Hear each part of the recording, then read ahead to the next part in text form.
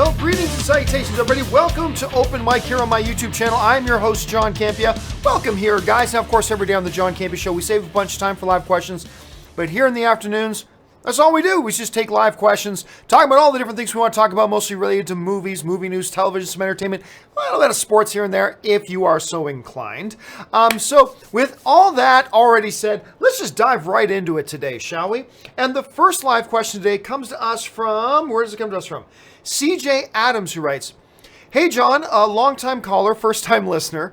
When are we getting Daredevil Season 3? I want my Vincent D'Onofrio, damn it. Kingpin's been benched too long." Yeah, look, seriously. One of the best things about the Daredevil series is Vincent D'Onofrio's Kingpin. He's awesome.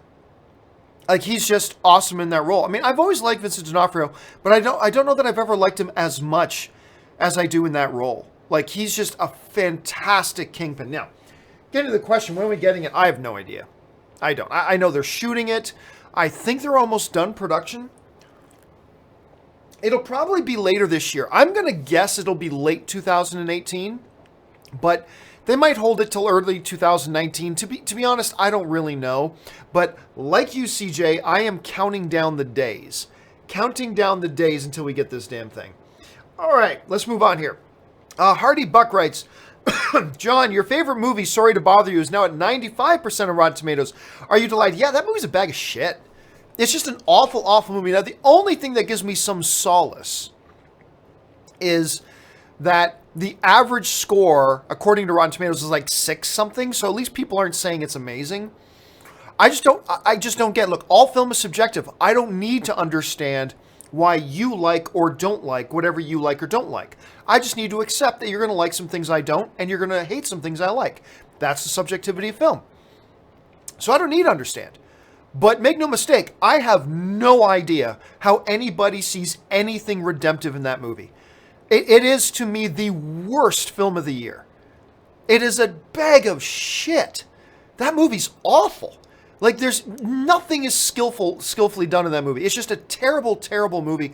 And again, I don't need to understand, because that's the nature of the subjectivity of film. But usually, I at least have some understanding. It's like, yeah, I love that movie, but I get why some people might not. Or, I hate that movie, but I get why some people like it.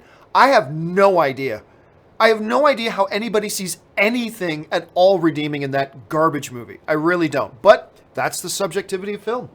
All right. Nathan Oswald writes, "Thoughts on Bananarama?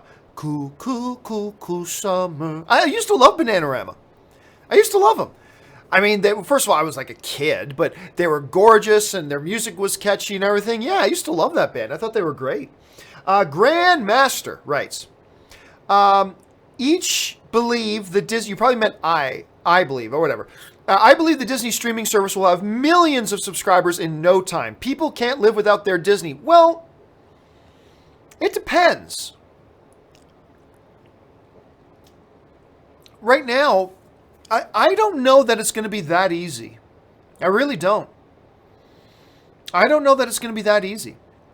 Now, look, Disney usually succeeds at whatever they do, but I honestly, look, getting people to sign up for another pay-to-use streaming service, it's tough. It's a tall order.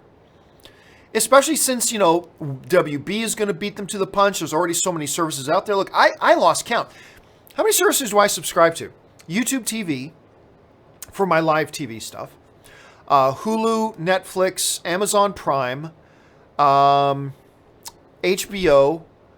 What else am I paying for? There's one or two others. I'd have to open up my Roku and take a look, and I'll tell you which ones I pay for. But I'm paying for a bunch of them already. It's that. Also, like, I don't know that, it's going to be the only option that you have to get Disney content. I don't think it's going to become the only option you have to get Disney content. So, look, here's the thing. When a Disney movie comes out, you're still going to be able to get that movie on iTunes, on Fandango now, on the Google Play Store, on whatever your movie purchasing online streaming service of choice is. You're still going to be able to buy the movies and watch them there and still have your libraries. Your Disney films aren't going to disappear. So will people sign up for another streaming service? I mean, a bunch will, but I just don't know that it's going to be this instant hit right out of the gate. You know, I don't know. I'm not saying it won't. I'm just saying I have my doubts, but we'll have to wait and see. Nathan Oswald writes, we are looking for the nuclear... Chekhov. We are looking for the nuclear vessels. The nuclear vessels. That's a great moment in Star Trek. That's Voyage Home, isn't it? I'm pretty sure that's Star Trek Voyage Home. I love that scene. You see Chekhov walking around. Excuse me, can you point us to the nuclear vessels? It's a great moment. It's a great scene. I love that line. Nathan follows it up with, when did you first get interested in MMA? I took karate as a kid, but where I really got interested in MMA was UFC 2. I didn't see the first, I did later on, but I didn't see the first UFC 1 when it first happened. But I did see UFC 2. And this dude, this scrawny guy by the name of Royce Gracie, who came in a gi against these dudes who were 3 times his size. And they would get him on his back. And I'd be, oh, well, that's done. And then you realized, hey, me laying on my back and you on top of me is exactly where I want you. Bang! And pretty soon guys were quitting and tapping out. Like, it was... He really did introduce the world to Gracie Jiu-Jitsu, to Brazilian Jiu-Jitsu, right? The world didn't really know about it. And so all of a sudden in came this guy, this little guy that nobody would have thought anything about, against these huge monsters, and just wiping the floors with them. And it was just incredible. It was incredible to see. Of course, Ken Shamrock came out of that era and all that kind of stuff too. But I remember I was fascinated with MMA at that point. Now, back then, there weren't as many rules. For instance, crotch punches were legal. I remember this one point, what was his name? There was this dude, Kim something. Anyway, this dude had this other giant guy pinned down on the ground, and he was laying crosswise with him. So the one guy laying on the ground is laying this way, and the other guy's laying across his body like this. And then realized, oh, I've got a clear shot at his groin, and just started going bang, bang, bang, and just hammering the guy's groin until the guy tapped and quit. You used to be able to do that. Thankfully, they don't let that happen anymore. But yeah, it was UFC 2. And I remember I was living in a house with some buddies, and we had like 5 different floors of the house, and we set up the basement floor. We put out some padding, and we made it a fighting ring. And we used to go down there and fight all the time. It was a lot of fun. It was great. But yep, those were the days. Ben Rayner writes, can you share that announcement that you were alluding to yesterday? No, I cannot share that announcement yet. So what Ben is talking about is, I am in the midst of working out a deal. If this deal goes through, and if I decide to pull the trigger on it, it could be really cool. We're probably at least a full week away from me being able to say anything publicly. Just saying that, and it will affect the shows, hopefully all in very good ways. But it's kind of cool. It's kind of cool. Here's the thing, and I know I'm being very vague, and I apologize about that. I've entered into some negotiations with an entity. The entity has made me a certain offer. I have replied to the entity that this sounds very exciting to me if certain conditions are met, like A, B, C, D, and E. If they, and right now I'm giving them time to go over it, but right now they sound pretty amenable to all the conditions I set out. And I'm just going to give them a few more days. And if they come back to me, now they may come back to me and say, hey, we're all for A, B, C, D, and E, but F, can we talk about that? So they may come back to me and say, hey, can we talk about a couple of these points? Or they may come back to me and say, yes, we sign off on all these conditions, in which case I'll accept. But we'll have to wait and see. Now, don't get me wrong. I'm not about to become This has nothing to do with Lionsgate or Paramount. I'm not about to become some movie studio president or anything like that. Like, keep your expectations more in check. But it is something that's pretty exciting if it can work out to fit the conditions that I laid out. If they can meet these conditions, it'll be pretty exciting. And we'll have to wait and see. Like I said, probably about a week away from making any kind of an announcement. But yeah, it'll be pretty cool. Don't get me wrong, it's not life-changing. It's not going to turn the day into night and cats and dogs.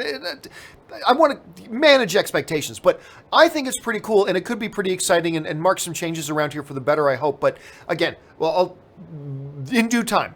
And you know what? If it doesn't work out, if they can't meet the conditions that I laid out, which is fine, but if they can't and I don't pull the trigger on this, I'll let you guys know what it was. But give me about another week, and then we'll get into it more. Okay. Richard Karate writes, "Hey John, what did you think of the Godzilla King of the Monsters trailer, and are you looking forward to the movie?" Very much. I thought it was a great trailer. And the best thing, I've mentioned this before, to me the best thing about that trailer is it seems like the producers understood the big complaint coming out of the last Godzilla movie. And of course, the big complaint coming out of the last Godzilla movie was the fact that there was hardly any Godzilla. And when you'd see Godzilla, it's like, oh, these two monsters are about to fight. Cut away to something else. It's like, what? Like, you know, it really frustrated a lot of people. And so a lack of Godzilla was one of the frustrations. So it seemed like this trailer that came out of Comic-Con was specifically designed to address those fears and address those concerns that people had from the first Godzilla movie. Hey guys, don't worry. Word you loud and clear. You ain't gonna have no shortage of monsters this time. We don't just have Godzilla. We got King Ghidorah. You know, we got Mothra. I mean, like they just ran it down, right? So plenty of monsters, and yeah, I did, and I'm very much looking forward to the movie. It wasn't my favorite trailer out of Comic-Con. Like, my favorite trailer out of Comic-Con is still Aquaman, followed by Shazam, then followed by Godzilla King of the Monsters, then followed by Split, which, I mean, is just, or Glass, I should say. They were all fantastic. And Godzilla was certainly one of the fantastic ones. Absolutely. I'm looking forward to that a lot. Daniel Fitzpatrick writes, "Nothing to say, but just wanted to donate. Movies are fun, but giving each other the best quality of life possible is more important. Thanks, Sean." Well, thank you so much, Daniel. You know, I love the movie fan community. I love that we can get together here every day, a couple times a day, and just talk about all this stuff and have an oasis from everything else going on in life and get together and talk about movies and have a good time and maybe change our perceptions on things. But anyway, it's a lot of fun. Thank you, Daniel. And thank you for supporting the channel, man. I really appreciate that, dude. All right, next up, Murray Reich writes, "If a studio has no faith in a movie being good, then why does it matter if the embargo lifts 1 to 3 days before the release? A movie wouldn't anyway be released until Friday. How does this work?" I'm not, the way you worded that, Murray, I'm not quite sure what it is you're saying. I think you're basically asking, you know, what's the point of holding the review embargo? The point of holding a review embargo, first of all, every movie has a review embargo. Just some are really early, some are very late. But every movie has a review embargo to some degree. The notion of the review embargo is one of strategy, right? Like, even if you know your movie's good, you might want to hold off on the review embargo till like 1 week before the movie, because you don't want all these, what you don't want to have happen is 2 months before a movie comes out and your movie's great and all the critics will love it, and you lift the review embargo 2 months early and all the critics talk about how amazing this movie is, and then by the time your movie actually comes out, everybody's forgotten about it. So review embargoes is also partially about strategy. Understanding when do you want to get that word of mouth, what do you want to combine it with? Like, hey, we want to release this new TV spot on the same day that we release the review embargo, so the critic reviews come out, you know, and blah, blah. It's mostly about strategy and your marketing strategy. Sometimes, however, a movie is just garbage. And the studio knows the movie is garbage, and they don't want the word of mouth to come out. They don't want the critic reviews to come out until as last minute as possible. So sometimes you'll see movies have the review embargo lift literally the day the movie releases. Sometimes the day before, because they want as little time as possible for word to get around about whether or not a movie's good. They want people to come out and see it opening weekend. Now, that's not always the case. For example, Disney just did the head-scratching maneuver of holding the review embargo for Christopher Robin till pretty late, and it's a good movie. And even the reviews weren't all that bad. The reviews weren't fantastic, but they're not all that bad. Actually, let me just double-check here to see what the Christopher Robin... It was over 60. Rotten Tomatoes. Last I checked, it was over 60, which isn't bad. Basically it's 70. It's a 70% movie, right? So I have no idea why they held that off that long. Another new example is Happytime Murders. Happytime Murders opens on Thursday night. The review embargo lifts tomorrow, the day before it opens. Now, that's usually a red flag. I'm not allowed to say what I think about Happytime Murders, but because the review embargo doesn't lift till tomorrow. But I honestly, I'll just say, I don't know why they're holding off on a review embargo until tomorrow, unless I'm the only. I can't say what I thought. But at any rate, but a lot of times they hold them off because they don't want word of mouth to get out before they can score big numbers on their opening weekend, right? So that's kind of the philosophy behind that. So most of the time, review embargoes are about strategy. Sometimes review embargoes are about damage control, and it all depends on the movie.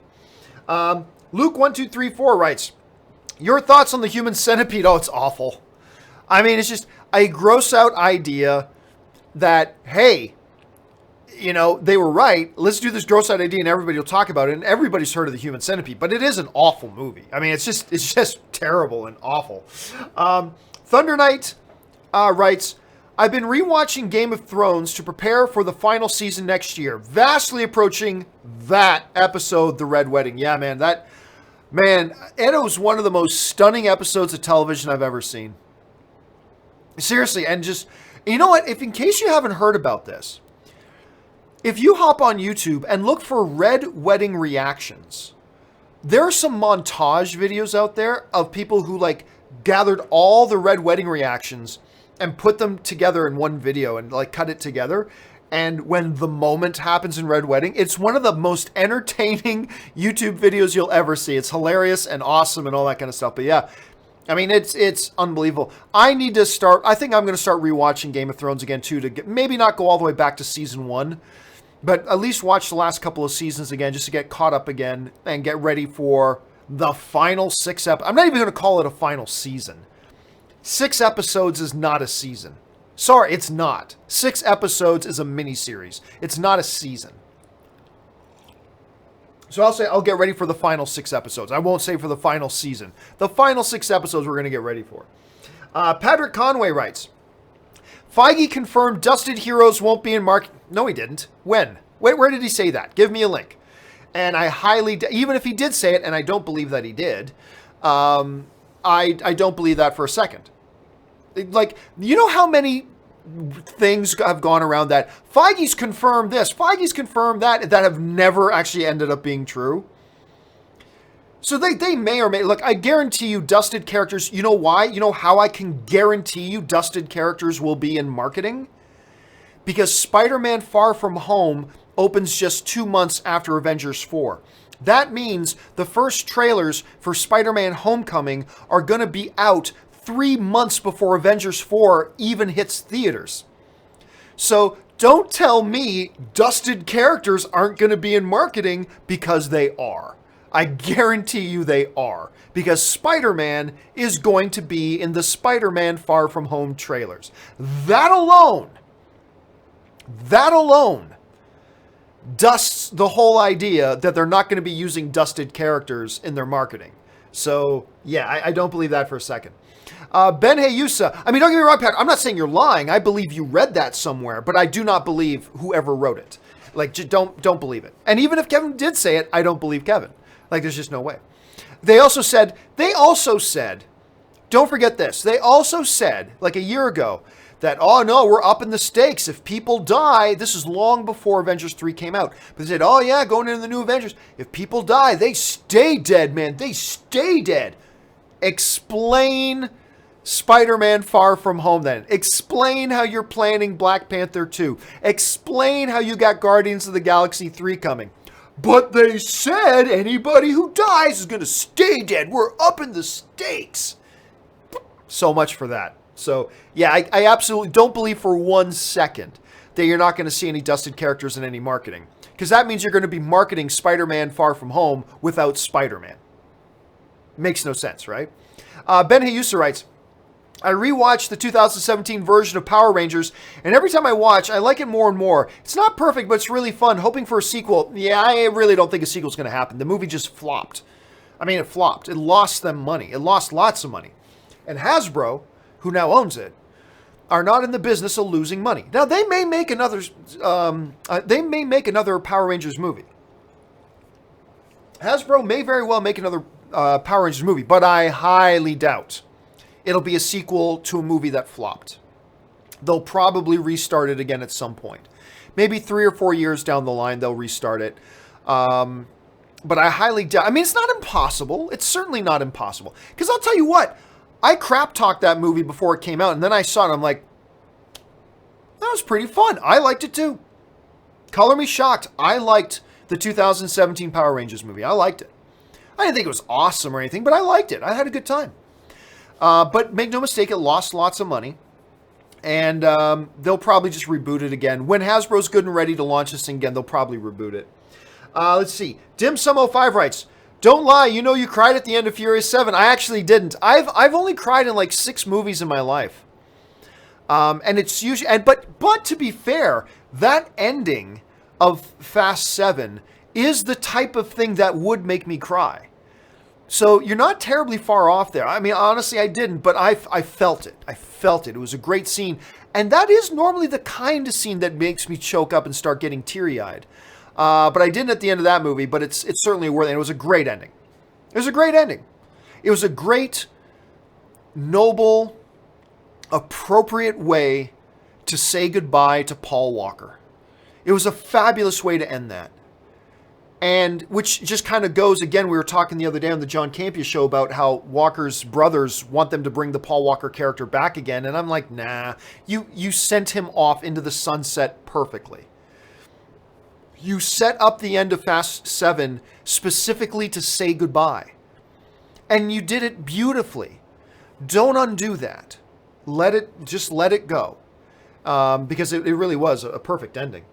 Curtis Lopez writes, what I really liked about Blackkklansman is that it was humorous, but at times can be very heavy.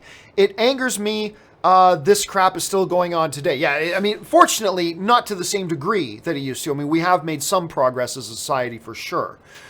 But that to me, and I mentioned this morning on the John Campea show. I did see Blackkklansman last night. I am not the biggest Spike Lee fan in the world. To be quite honest, there are times I think he's a little bit overrated. I think he gets some undue credit sometimes. There are a few films of his I really like, but sometimes I feel like he's a little overrated. But that being said, I thought he did a masterful job with Blackkklansman. Because, and I mentioned this morning, he was telling a very heavy, serious subject matter, but he did it in such a way that was very consumable by the audience. He delivered it in a very light, fun, almost comedy-like tone. He did the movie in a very comedy-like tone. He made it very digestible for the audience. He was doing heavy, heavy, heavy subject matter, but in a light, consumable tone. And then by the time the movie ends, you're hit with the heaviness of it, and you realize, oh yeah, I've been consuming all this heaviness, but it's been in such a light, entertaining package. It's been consumed. It didn't alienate me. You know, he did a great job with that. And yeah, I agree with you, man. It was heavy, heavy, heavy, but delivered, disguised as something very light and fun and funny. Until it wasn't, and it was beautifully orchestrated. He did a great job with it. And I am not the biggest Spike Lee fan in the world, but he did a great job with this movie. If the Academy Awards were tomorrow, I would say Spike Lee needs a Best Director nomination. I'd still give it to John Krasinski, but he definitely deserves a nomination. So anyway, that's my thoughts on that. All right. Murray Reich writes, when can we expect social media reactions to Happy Time? There is no social media reaction. Sometimes studios will give you a separate social media embargo to your review. Like sometimes they'll say there are two different embargoes. A social media embargo, when you can tweet your reaction, and then your full review embargo. But sometimes the embargo's just the embargo. You can't tweet about it, you can't whatever. So the embargo for Happytime Murders lifts tomorrow, that's Wednesday, at 2 p.m. Pacific Standard Time, that's LA time, in the afternoon. So right when I'm supposed to start open mic tomorrow. So you know what? I might push open mic a little bit later tomorrow just so I can launch my Happytime Murder review at 2 o'clock and then maybe do open mic tomorrow at 3 o'clock, but we'll have to see. But that's when the embargo, including social, lifts, is 2 p.m. tomorrow Pacific Standard Time. Curtis Lopez writes, the scene in Blackkklansman with Harry Belafonte's character telling that story of what happened to his friend saddened and angered me. Okay, look, I'm not going to give a spoiler away here, but I'm just telling you, there's a scene where there are two different meetings going on in different places, and the scenes cut back and forth between what's going on in this one meeting and and what's going on in this other meeting. And in the one scene, it's a black student union meeting in this big, huge house. So there's like almost 100 black students in there, and they're listening to Harry Belafonte as a different character tell a story about how his friend, when he was a child, was lynched in the streets. And it juxtaposes that against a scene at a Klansman meeting talking about different things, and it juxtaposes the two, and the way they went back and forth between those two meetings was woof, powerful stuff. It was really something. Yeah, I love that scene. I love that scene a lot. One of the best in the movie. Aaron Bailey writes, hey John, what is your current PC build? I'm big into specs, so I was curious. Also, I've been a fan since the AMC and love the channel. Thank you so much. My actually current PC is an old PC by relative terms. I bought this PC over 3 years ago, and it's still chugging along. But it's an i7. I think it's an i7 quad core 2.8 processor. I can't remember the exact model number. I got 16 gigs of RAM. I got an NVIDIA. I believe it's a 980 I've got in here, which still isn't bad. It's an older card now, but still not bad. But yeah, I'm in need of a new PC rig. Because doing this show, especially like when I have Robert in and I'm doing the Campea and Burnett show, and I'm going back and forth, I got multiple HD cameras set up and stuff like that, the processor load starts to get pretty high. So I need to get a new machine. I want to get a 1080 video card. It doesn't even have to be a TI, just a 1080 video card. I want to get 32 gigs of RAM. I want to get a processor with at least 6 cores, maybe 8. That would lessen the processor load a hell of a lot because like Wirecast and a lot of this video stuff utilize those a lot. So yeah, I'm looking at probably having to spend about $2,500, and I'm very cheap. I'm very cheap. So I am super slow to spend money. So I've been researching PCs and for buying a PC for like 8 months now. Like and I kid you not, no exaggeration. You can ask Ann this. Every night I go to bed, I get on my tablet for about 15 or 20 minutes before going to sleep. And one of the things I do every night is building PCs, whether it's on CyberPower or whether it's on iBuy or whether it's on Digital Storm or whatever. I'm on those sites and I'm putting together these PCs and pricing them out. And I've been doing that for like 8 months. So pretty soon I'm going to have to pull a trigger on it and finally get myself a new rig. Let's see here. Next one comes to us from James Hoffman, who writes, got a chance to watch The Death of Superman animated movie. Really liked it a lot. I feel like it did a great job with Clark and Lois' relationship. Also gave us a fantastic battle with Doomsday. I didn't watch it. I generally speaking do not like Marvel's or DC's animated movies. Generally speaking. There are some exceptions. There are some very few, but definitely there are some exceptions. But for the most part, they're just not for me. So I haven't watched it. I really don't have any plans on watching it. I talked to another friend of mine who saw it, who said he didn't like it that much. But then I have a third friend who said she saw it and she liked it. And now you're saying you like it. So I'm hearing mixed things about it. But again, I've just watched enough of these, both from Marvel and from DC, to know that these things aren't my cup of tea generally. So I'm probably not going to spend any time watching it. But yeah, I'm hearing different things. Like I said, I've got one friend who loves it, another friend who really didn't like it that much. So, but I'm glad you saw it, and I'm glad you liked it, James.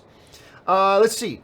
Aiden Haspel writes, watch the movie October Sky with Jake Gyllenhaal. Ooh, that's like 99, 98, something like that. And loved it. Wanted to get your thoughts on it. That's the one he did with Chris Cooper, right? About the kid from the coal mine in town wants to be a rocket. Oh gosh, it's been, I think I saw it when it come out and I never saw it again. So it's been like 18, 19 years since I saw it. I remember liking it, I think. First of all, am I even thinking of the right film? Give me a second here. Because I'm thinking it's the one he did with Chris Cooper. October Sky. And it's the one with the coal miner's son and blah, blah, blah. Here it is. Okay, so true story of Homer Hickman. Yeah, this is right. Anyway, this with Chris Cooper. Oh, and Laura Dern was in that. I totally forgot about that. Laura Dern was in that one as well. Yeah, been like 19 years since I've seen it, man. I don't remember much about it. Like I said, I think I remember enjoying it, but it's just been way too long since I've seen it. That's a deep cut, Aiden, but yeah, I can't honestly tell you what I thought about it because it's been too long. I can't remember much. I can't remember much about it. Murray Reich writes, how does it work for a city/town to get an AMC theater? Brooklyn, New York has 2 Regals, 1 Alamo, but no AMC as of now. Well, AMC, there's certainly a lot of AMCs in New York. There's a lot, including one of the number one busiest theater in America is the one in Times Square. I believe it's called the Empire 25, but I think that is the single busiest movie theater in North America. And then I live next to, I believe, the second busiest movie theater in North America, the AMC Burbank 16. Anyway, it's just, if AMC thinks there's a market there, if there's property and they think it's worth it. Look, if there's a couple of Regals and an Alamo, maybe AMC doesn't think it's worth plopping another movie theater down there. Maybe they already think the area is saturated. And the market can't sustain yet another big major theater right there. I mean, I don't know. It's all up to AMC, though. Like, if they think there's an area that doesn't have market saturation already, and they think they can get a good property for a good price, and they can do it right, then they'll go in and set up shop. And if not, then they won't. It's just really kind of that simple. Let's see. Zach Kaplan writes, hypothetically, just for fun, let's say you had to choose between seeing Avengers 4 or Episode 9. Which one and why? Thanks and bring on the Philly. Oh, that's the Avengers, Episode 9. Episode 9. Now, I don't know which one would be better. Maybe the Avengers 4 would be better, but I am a Star Wars guy. So if I had to pick, if I could only see one, I could only see Avengers 4 or I could only see Star Wars Episode 9, I'm going to go see Star Wars Episode 9. Now, that becomes a little different. If you're saying, hey, John, you can only see Episode 4, you can only see Avengers 4, or the new Jon Favreau Star Wars TV series, well, then I'm going with Avengers 4. If you say, John, you can only either watch Avengers 4 or the new Obi-Wan standalone movie, then I'm going to go watch Avengers 4. But if you say I can only see Avengers 4 or Star Wars Episode 9, I'm going with Star Wars Episode 9. So it kind of depends, but in that scenario, I'm going for Episode 9 because it's Star Wars. And it's the main thread of Star Wars. So that's what I would go for. Julius Goodwin writes, I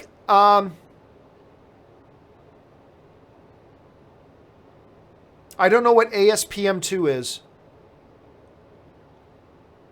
Amazing Spider-Man. Is SPM Spider-Man?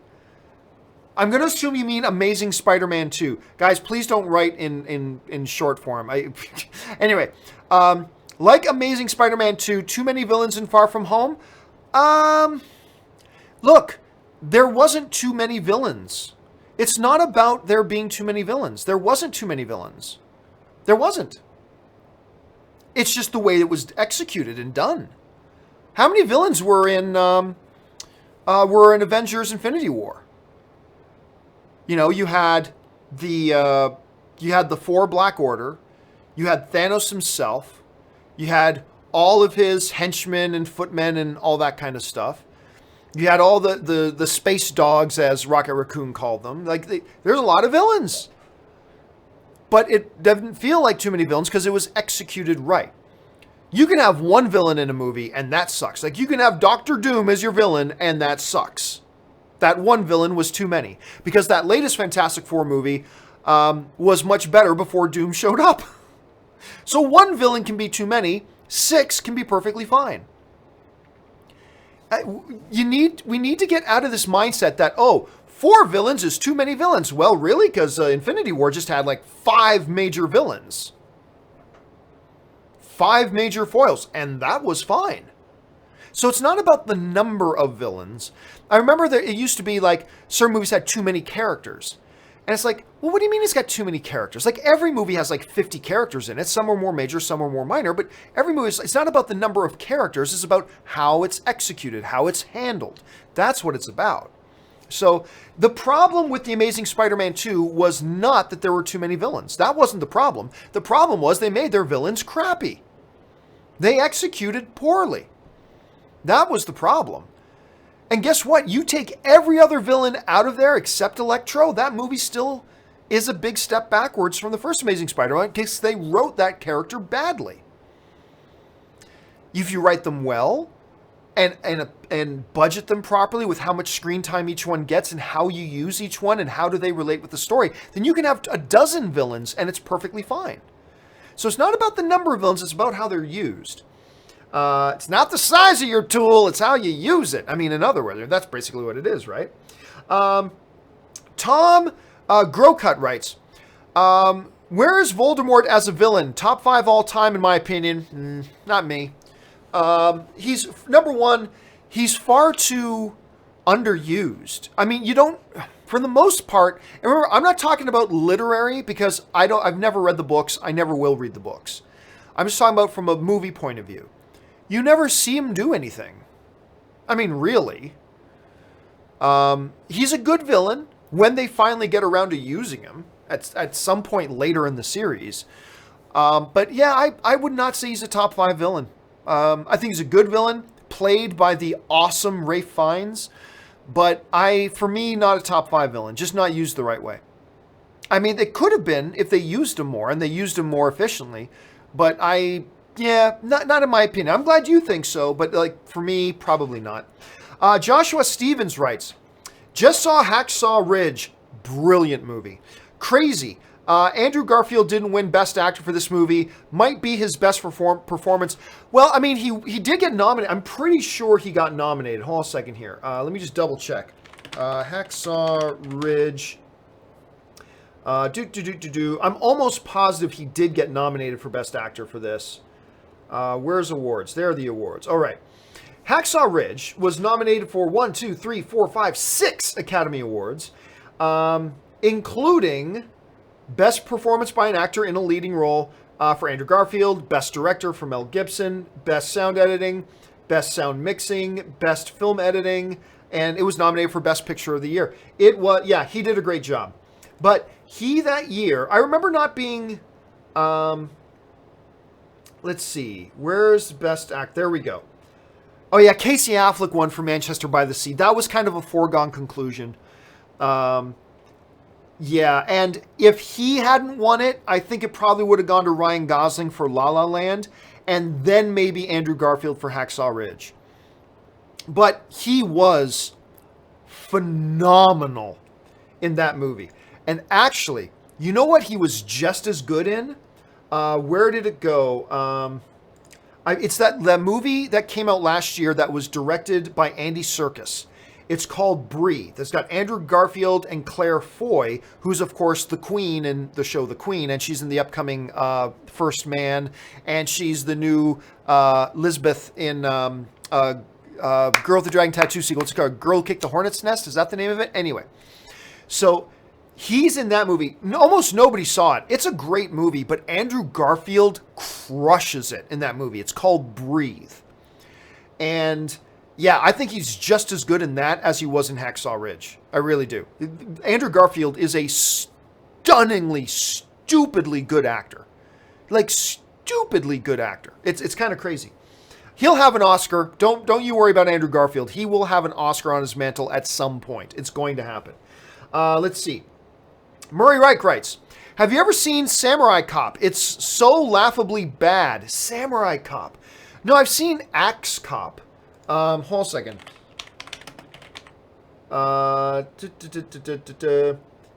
Samurai Cop. 1991, is that the one we're talking about? With Robert Zadar? I gotta say, I've never seen it. The ratings on it aren't good, so that kind of goes along with what you're saying. Let's see, Joe Marshall and Frank Washington are two police detectives who must stop the ruthless activities of the Katana, a renegade Yakuza gang composed of violent and sadistic killers. Okay, yep, sounds ridiculous enough. I've never even heard of it, Murray, but thank you for putting it on my radar.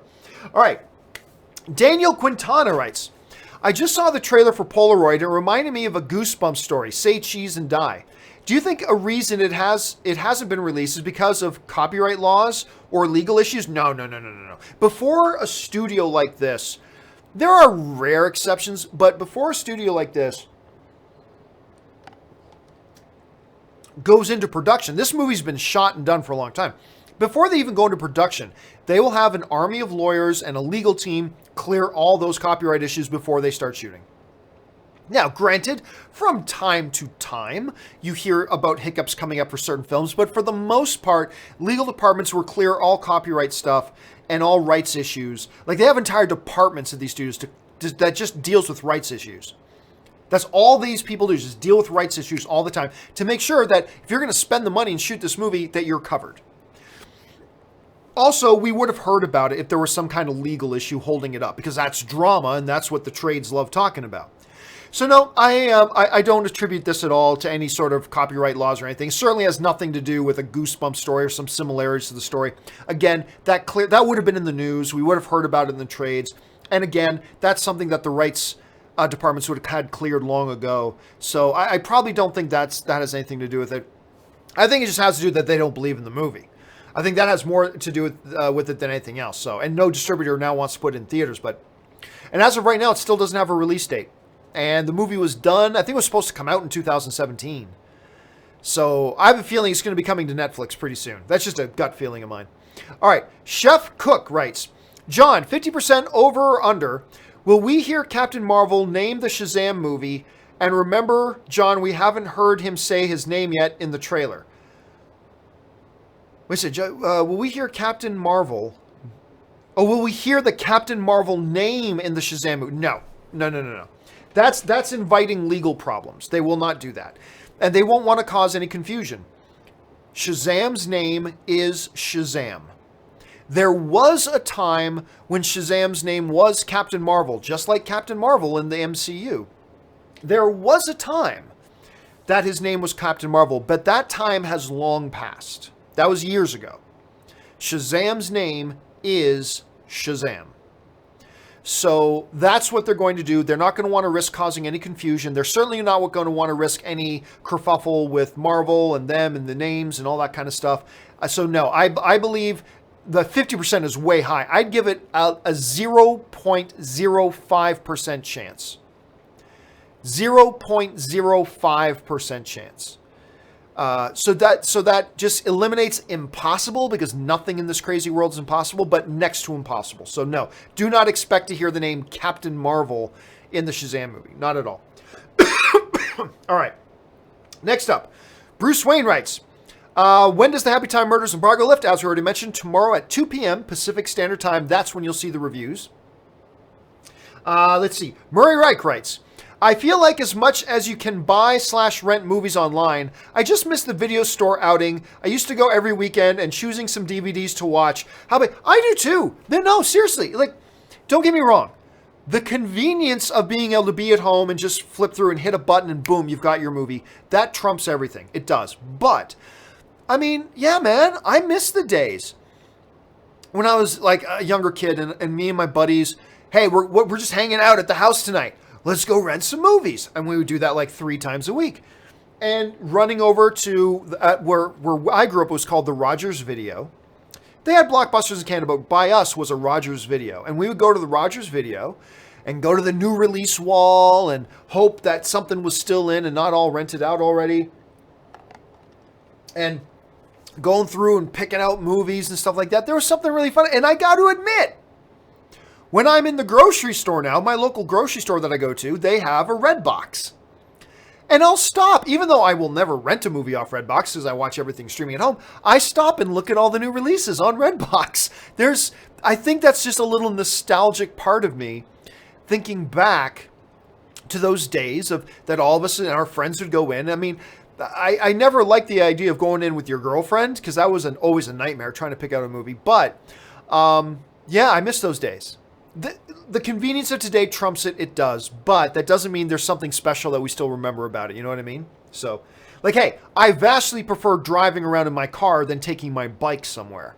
But that doesn't mean I don't still fondly look back at the times I used to ride my bike, right? So, yeah, there's that. All right, let's see. History Soup writes, D'Onofrio's Bruce Banner's abusive father. Nah, I don't think so. They already covered that kind of ground in the Nick Nolte one. When Nick Nolte played the Bruce Banner father, he played Ghost Nolte. Ooh, I'm now a big water monster. Anyway. Yeah, that was awful. Anyway, I didn't mind the movie. That was just an awful part of the movie. So they've already kind of done that angle. So I don't see them doing that angle again. Plus, I don't think D'Onofrio's old enough. He's nowhere near old enough to play, like, Mark Ruffalo's dad. I just don't think he's nearly old enough to play Mark Ruffalo's dad. So I don't really see that happening. Nick Eagleston writes, last time I used A-List, there was 28 minutes of trailers before the film started playing. Thoughts on making audiences wait so long for a movie to start? I've got to say, I double check. I've never been in a theater that had 28 minutes. I think my record was like 26. So, and normally it's around 20. Normally it's around 20 minutes. I've never been in one that went 28 minutes. I would have been vocally complaining at 28 minutes.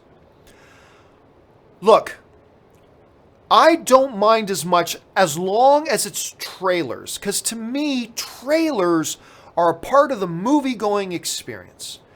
What I really hate is when they show you commercials. The new Ford Escort. Hey guys, you should use this new feminine hygiene product. New this is this. That I cannot abide. Because I paid to be here for a movie that you said started at 7.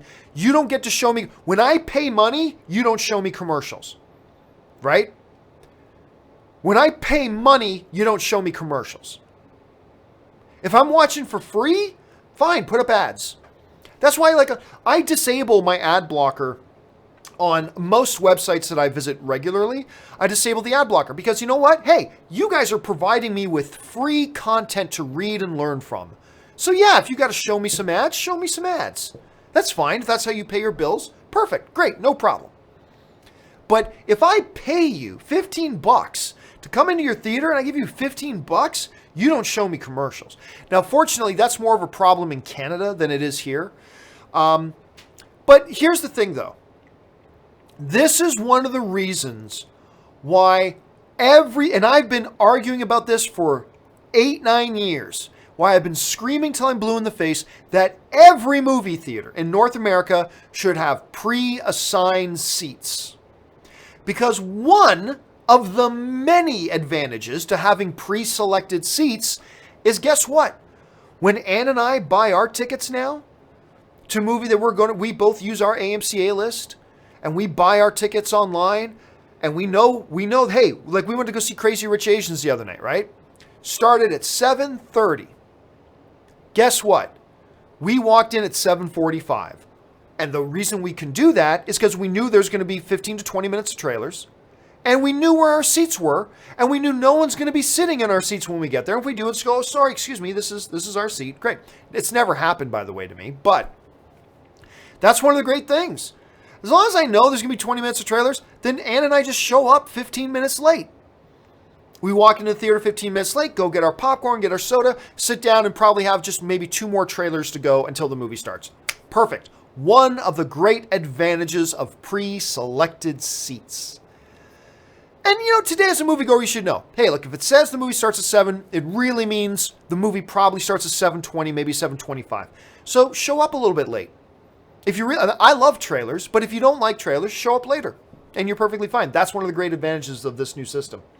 Let's see. Murray Reich. I lost him. Okay, here we go. Murray Reich writes, by the way, wait, am I in the right place? Yes, okay. Murray Reich writes, speaking of movie trailers, I once went to a quiet 12:30 in the afternoon showing, and they skipped the trailers and went straight to the film HV. Have you ever had that experience? When I say a quiet / empty. No, the only time I've ever been in a theater where they didn't play any trailers was for press screenings. So press screenings, no trailers. Here's the thing. That theater better hope not too many people find out they did that, because they broke contracts. Because they have contracts. Like, their studios pay to have trailers play in front of movies, right? So they better hope nobody else found out about that, because it sounds to me like that might have been an accident. It sounds like that might have been an accident. Dimsum05 writes, Michael Rocker. See, I've heard different people say different ways. I've heard people say Michael Rocker. I've heard people say Michael Roker. I've heard people say Michael Rooker. I've more often heard Rooker. So, instead of a ah. So, Rooker. That's what I've heard more often than anything else. Yeah. Dimsum05 writes, sorry to bother you was good, and then it derails. I don't even know if it was ever good. Like, I didn't mind the first 10, 15 minutes or so.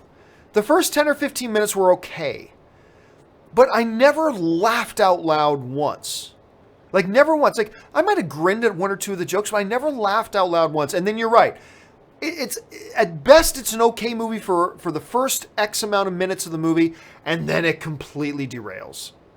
And just goes right to crap. But hey, all film is subjective, and, maybe you guys are watching this and you loved it, and that's awesome. I celebrate that for you, but my experience was a horrible one. Let's see. K Major writes, hey, John, finally finished Arrow. What did you think of this season? Didn't like the ending, though. The dragon episode was definitely awesome and dark. I actually thought this was one of the better seasons in a long time. I did. I thought this was one of the better seasons in a long time. And it had some down parts. It absolutely had some down parts. Sorry, guys, I got to keep my phone on me right now. It definitely had some down parts. And the dragon episode was fantastic. The worst part of the whole thing, the worst part of that whole season was their whole Civil War wannabe storyline was terrible. That was terrible. And I think that's what prevented it from being a great season of Arrow. To being, hey, it's a pretty good season of Arrow. And that's the best I've been able to say for a long time. Saying, this season was pretty good. That's the best I've been able to say for a long time. But it could have been a great season if they just had abandoned that stupid, cheap knockoff Civil War wannabe storyline they did with these stupid characters I just don't care about. Anyway, that's just kind of my thoughts on that. Tom Anderson writes, thoughts on Eternal Sunshine of the Spotless Mind? We talked about that the other day. It's a great movie. It's not for everybody. I had this debate with some friends of mine because that came up. I was like, Eternal Sunshine isn't for everybody. And they said, oh no, if somebody doesn't like that movie, they have bad taste. And I'm like, whoa, shut up. First of all, film is subjective. Not everybody's going to like everything. And they're certainly not going to like everything you like. And if you can't recognize, especially a movie like Eternal Sunshine, which I think is great, but if you can't recognize it, yeah, I can see how this movie wouldn't be for everybody, then you've got some blinders on. Because it's not for everybody. But for me, not my favorite Jim Carrey performance, but one of my favorite Jim Carrey performances, one of my favorite Jim Carrey movies, great film. Yeah, if you haven't seen it yet, you should check it out. I can't guarantee you'll like it, because like I said, I don't think it's for everybody. But if you like it, you're going to really like it. You know what I mean? So make sure you check it out if you haven't seen it yet. Okay, guys, I want to try to get through all the remaining questions. We only got about 5 or 10 minutes left, so I'm going to go pretty quick through these next bunch. If you haven't sent in a question yet, please don't send in any more questions because we're just about out of time here. Okay, Dakota Barber writes, Adam Driver in Blackkklansman was terrific. Oh, he was. Yeah. He was wonderful in it. He was great. Him and Washington. Denzel Washington's kid they were both terrific. And by the way, that wasn't Steve Buscemi in the movie. I thought it was Steve Buscemi. It's Steve Buscemi's brother, Michael Buscemi. I didn't even know Steve Buscemi had a brother. Look at that. But yes, you're right. Adam Driver was awesome in it. Sebastian writes, I have A-list, but going to use Movie Pass for Alpha on Friday and Axel on Saturday at AMC. Karma sucks. Side note, my 14-year-old loved your editing views. Talking about the other day we talked about editing, about how the new generation are more appreciative of editing because this generation is putting up YouTube videos and they have iMovie on every Mac they own and other video editing software and video editing software right on your phones. Today's generation appreciates editing more than others. So that's what he was talking about there. And yeah, just stick it to Movie Pass. Like, you know what? I don't have to use Movie Pass and cost them money, but I'm going to. So yeah, karma is a bitch for all that. Let me know what you think of Axel, Sebastian, because I have no desire to see that movie. I'm not going to go see it. Oh, it was. Great tension, great dialogue, great character. They just did a lot of great stuff with his character. But yeah, especially the one scene where he's talking about all stuff I haven't thought about. And now I'm thinking about it all the time. That line was awesome. Loved it. Loved him in that movie. John Harrison writes, hey, John, watched Infinity War yesterday. I was surprised by the scene where Thanos gets the Soul Stone, cloaked man and stupid Star-Lord moment. Couldn't he wait? He gets the Soul Stone, cloaked man. You mean from the cloaked man from Red Skull? And stupid Star-Lord moment, couldn't wait. What a war. No, look, I still argue, do not blame Star-Lord. Star-Lord did not do anything that Tony Stark didn't do. Star-Lord just got confronted, and it was more understandable that Star-Lord had his reaction than Iron Man having his reaction.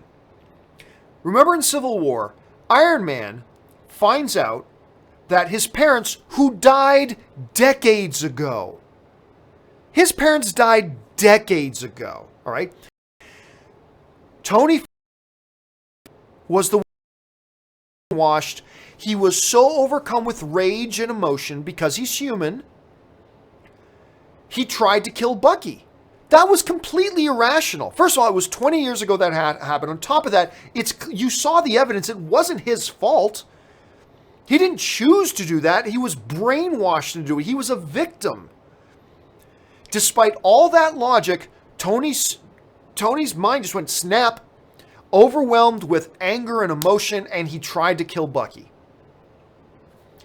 Star-Lord just found out right now the love of his life is dead, and this guy killed her.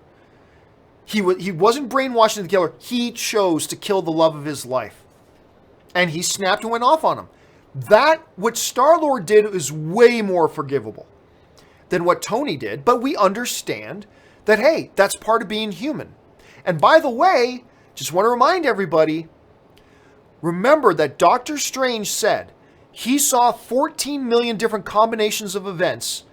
And out of only one of them did they win. Therefore, Star-Lord hitting Thanos needed to happen in order for the Avengers to eventually win in Avengers 4. Because Doctor Strange said there was only one path out of the 14 million that led to that. So everything had to happen in a certain way. Remember, just before he died, Strange said there was no other way. There was no other way. So before we get all too mad at Star-Lord, remember, Tony Stark did worse. He's human and it's understandable, but also he had to do that in order for the series of events to unfold in such a way that could lead to the Avengers actually finally winning the day in Avengers 4. So keep all of that in mind before being too hard on poor Star-Lord. All right. Life of Logan writes, Marvel announced most Phase 3 movies in October 2014. Should we be getting an announcement for Phase 4 soon? Only confirmed date is Spider-Man. No. We talked about this the other day, Life of Logan. I think Marvel has learned a lesson. Because back when they announced the whole Phase 3, they got some egg on their face because a few things they announced they had to change around. For instance, one of the movies they announced on that big announcement date, and I was there, by the way. I was physically there in the auditorium watching Kevin Feige give these announcements. One of the films they announced was Inhumans. Wah, wah. No Inhumans movie now. Marvel has seen DC make all these announcements about all these movies they're doing, only to have them fall by the wayside over and over again and get egg on their face. I believe, now I might be wrong about this, I could be totally wrong about this, but I believe Marvel is now going to take a more rational approach to this. Instead of announcing the next 12 movies, they'll probably announce 2 or 3 at a time. Again, I don't know that. I don't have any insider information.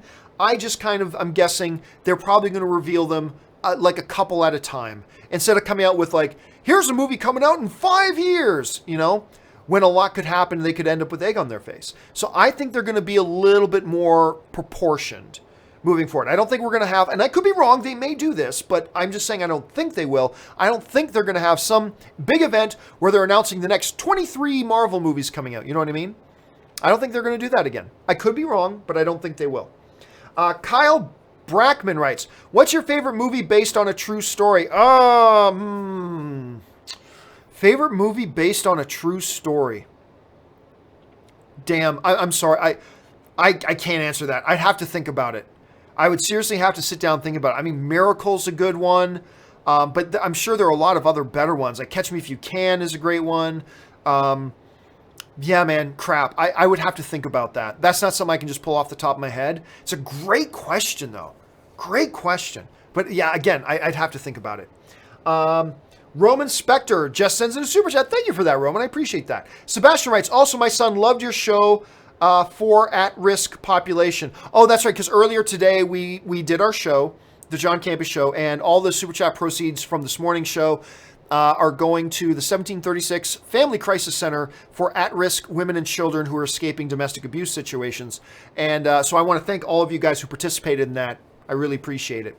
Roman Spector writes, do you think some villains will help in Avengers 4 like Abomination and Ghost? I don't think Abomination. I'm guessing they're holding off on Abomination to use him as a Hulk villain again. We'll have to wait and see. So I doubt that. Ghost, maybe. Ghost isn't a bad guess. Yeah. That actually, I hadn't even thought about that. I would not be surprised if Ghost popped up in Avengers 4. Good observation. I hadn't even considered that. That's a good observation. Trevor Johnson writes, what's the guarantee that everybody dusted comes back? It seemed the gauntlet worked at random. How do we know all get restored from a random process? Well, I think, to me, it just makes sense. If, like, one snap, it sent all of them to dust, well, then they got to do one thing that brings all of them back. That just seems to make most narrative sense to me. I mean, I guess there's no law written in stone that says maybe they do something and they're able to get half the people unsnapped. Maybe, I guess. In which case the Earth is still facing millions of people died. They're still facing that tragedy. I got a feeling it's whoever's dusted out of existence will be dusted back. Or de-dusted, whatever the word is you want to use for it. I think that's going to be the process. If they're able, the only thing they can do is undo what Thanos did. And if they can undo what Thanos did, then the repercussions of what Thanos did should be undone, i.e. bringing the dusted back. But you're right, Trevor. There's nothing that says 100% they have to do it that way. They could do it another way. It just seems to me that's the way that makes most sense. But we'll find out in less than a year for sure. TL Lucario writes, what's your level of feeling for the Gundam film? Yeah, they've been talking about doing a Gundam film. I don't think it's going to happen. Honestly, I don't think it's going to happen. They're talking about it. They said they're going to do this, this, and this. I honestly don't think it's going to happen. If they do, I'm totally fascinated. But honestly, I don't think it will. Because remember, they announced like 10 years ago that Tobey Maguire was going to be on as a producer for a Robotech movie, right? Big announcement, we're doing a Robotech movie, blah, blah, got a producer, and all this kind of stuff, blah, blah, blah. Nothing ever happened. I just have this gutty feeling that nothing's going to happen with this one either. I hope I'm wrong, but until I see something really solid, I'm just going to be skeptical about it. Recruz writes, John, does Star Wars need to introduce a big bad to expand the universe similar to how Marvel have done it with Thanos? Thanks. Nah. like, the Marvel Universe has expanded and expanded and expanded without Thanos. I mean, they've thrown in little threads of story with Thanos along the way, but really, ultimately, Thanos hasn't been any kind of a structural backbone for the development of the MCU up until this point. So, would it be a bad thing to do that? No, certainly not. Wouldn't be a bad thing at all. Might even be a pretty good thing. Do they need to do that? I don't think so. I don't think so. But, I mean, who knows? We'll have to see what JJ has in mind as we get into Star Wars Episode 9. We still got a long way to wait for that. Jeff Jones writes, Scarlett Johansson gets bullied out of a transgender role, but look at all the other roles played by actors that are not orientation. Eric McCormick is straight. Neil P. Harris is gay. Jim Parsons is gay. Thoughts? Well, like, I mean, guys, you know my thoughts on that. An actor is somebody who plays somebody or something that they are not. That's what acting is. I've said this before. I don't expect anybody who plays. Hold on a second. Sorry, guys. This is okay.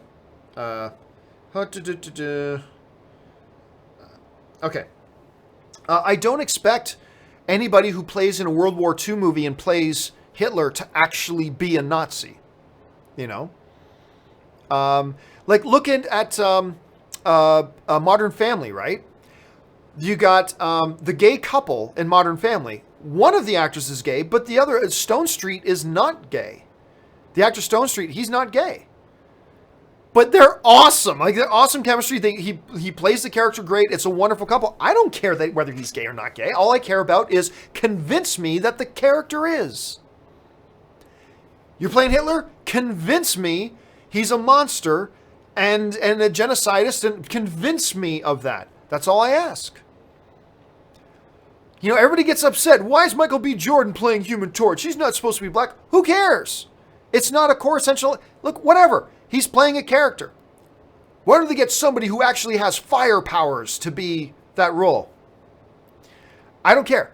Acting, to me, is a person playing somebody or something that they are not. That's what acting is. And that's why I pretty much shoo away, why is Michael Clark Duncan playing Kingpin? Because he's a good actor and he's going to play the character great. Why is Michael B. Jordan playing Human Torch? Because he's a great actor. He's going to play the character great. Why is this guy playing this? Why is that girl playing that? Blah, blah, blah. Who the fuck cares? It's an actor playing somebody or something that they are not. And that's all I care about. That's all I care about. Now, I'm not saying that's all you need to care about. Maybe you care about other things beyond that, and that's fine. I'm not poo-pooing on you for looking at it a different way. I'm not saying that the way I'm looking at it is the only way to look at it. Not at all. All I'm saying is that's how I see it.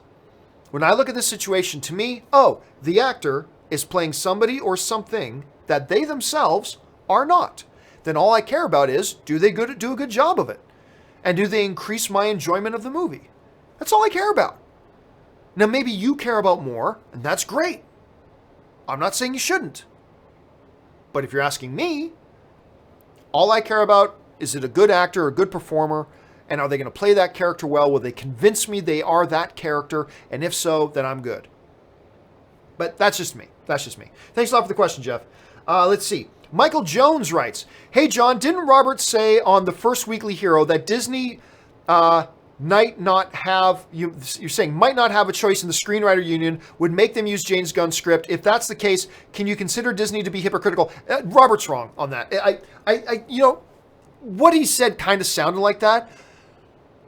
What I think Robert meant to say, what I think he was meaning to say, and I'm not going to put words in Robert's mouth, I'll let Robert speak for himself, but is basically that, look, if you're going to use elements of that script, you got to put James Gunn's name on it.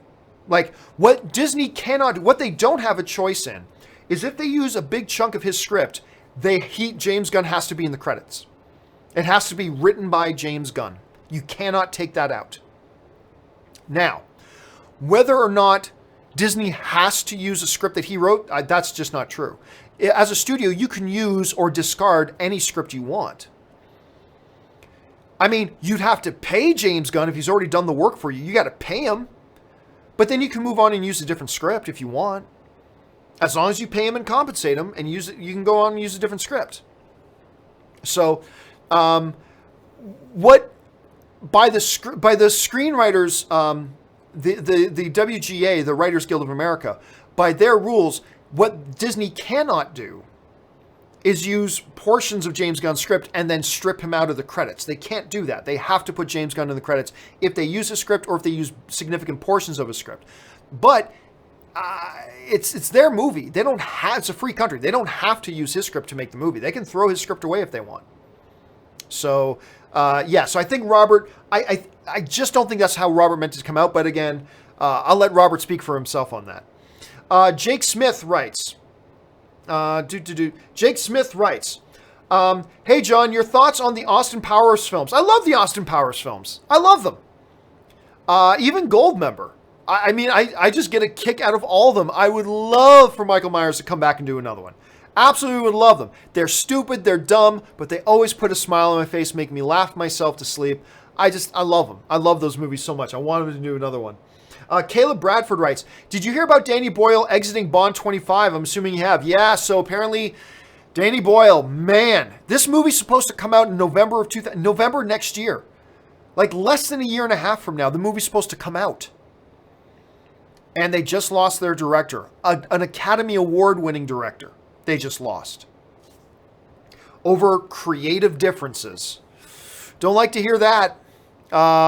We'll for sure talk about it more on the John Campea show tomorrow. But yeah, not a good... I mean, don't get me wrong. That doesn't mean that the movie's in peril or they can get another director and they have some time. But they don't have a lot of time. And who knows? Maybe they get a director that's even better than Danny Boyle. I don't know. Who knows? But this is never a good thing when you lose a director this late in the game. Especially a director of the caliber of Danny Boyle. I've been really looking forward to a Danny Boyle-directed Bond film. I really have. But we're going to have to wait and see. All right. Nerd Polemist writes, does Blackkklansman replace A Quiet Place as the best film of 2018 so far? Better than Malcolm X? I think it's the best 2018 film, but The Green Book might replace it. To me, Quiet Place is still the best film of the year. Blackkklansman is in my top 5. It might even challenge for that top spot, but for me, Quiet Place is still the best film of the year. I'm not going to speculate about The Green Book because just because the trailer was good doesn't mean the movie's going to be good. We got to wait and see, but I am very anxious to see Green Book. That looks amazing. Mahershala Ali looks amazing in it. Viggo Mortensen looks amazing in it. Cannot wait to watch that movie. But yeah, for me right now, is it better than Malcolm? I'll say it's better than Malcolm X. I mean, I think I might be, I'm not sure if I like it more than Do the Right Thing or not, but it's great. It's a great movie, and I think it's going to be a contender. I think I think it has a legit shot of being nominated for Best Picture. It's still far too early to say, but I think there's a legit possibility that Blackkklansman could be nominated for Best Picture. But again, for me personally, I still have A Quiet Place in my number 1 spot. That's still the number 1 spot for me. So that's where it is for now. But maybe I'll watch Blackkklansman again and change my mind. But for now, A Quiet Place is still my number 1 film. Let's see. Nathan Oswald writes, better Oscar chances for sound, Ready Player One or Infinity War? Ooh. Ready Player One. Yeah, I'll say Ready Player One for now on that. Like, I think they're both great movies, but I think for sound, I think the sound in that one was incredible. I can't take that right now. That was an important call, but we're almost done here. I'll wrap this up really here quick. Jared Vester writes, Will Smith in I Am Legend is probably my favorite performance of his. I'm sure I'm in the minority. The way he portrayed Robert Neville and the loneliness he felt was heartbreaking. What do you think? I liked him in I Am Legend. I think that was a good performance. I think his I Am Legend performance is solid. I think it's good. But, like, his performance in Ali, I mean, he was nominated for an Academy Award. I think that's his best. His performance in Pursuit of Happiness, I think, was better than his performance in I Am Legend. I mean, again, his performance in I Am Legend is very good. It's very, very good. But I do think there are a couple of others of his that are even better than that one. Like I said, just off the top of my head, Pursuit of Happiness, Ali, What would be another one? That's one. Yeah. I'll just those two off the top of my head. So I would put, say, I Am Legend, definitely in his top 5 performances, but I wouldn't necessarily go with number 1. So that's just me, though. Interesting one. You know what? A lot of people overlook, Jared, his performance in that movie because the movie itself isn't great. I think it's a pretty good movie, but because the movie's not great, a lot of people overlook the performance, and a lot of people forget. Sometimes you can have mediocre movies with stunning performances in them. And I think a lot of people overlook Will Smith in I Am Legend just because maybe they don't look back at the movie overall as fondly. But when you really sit down and watch his performance, it's a good one. And like I said, I would easily put it in his top 5. Last 2 questions of the day. Barth Revan writes, want to get a Cinemia since Regal doesn't have theirs yet. Should I get the yearly or monthly billing while I wait for Regal? See, I personally, it's all up to taste. Personally, I don't like paying monthly fees, so when I have an option to pay for something for a year up front, I generally do it. So Cinemia, I paid for Cinemia a year up front. I paid for it a full year up front, just because I don't like monthly bills. So like whenever I'm buying a big thing, like I'm looking at buying a new computer, it says you can pay a monthly installment plan of $100, and I'm like, nope, I do not like monthly bills. I like looking at my bank account and knowing exactly how much I have and knowing that that's how much money I actually have. So there's some things you have to pay monthly for, sure, but whenever I have a chance, I pay yearly. So for me, I would go yearly. Okay, let's see here. Last question of the day. Tommy Monaco writes, did you watch the Jeff Nichols short film yet? No, I don't. I'll be honest with you. I don't even know what we're talking about. Hold a second.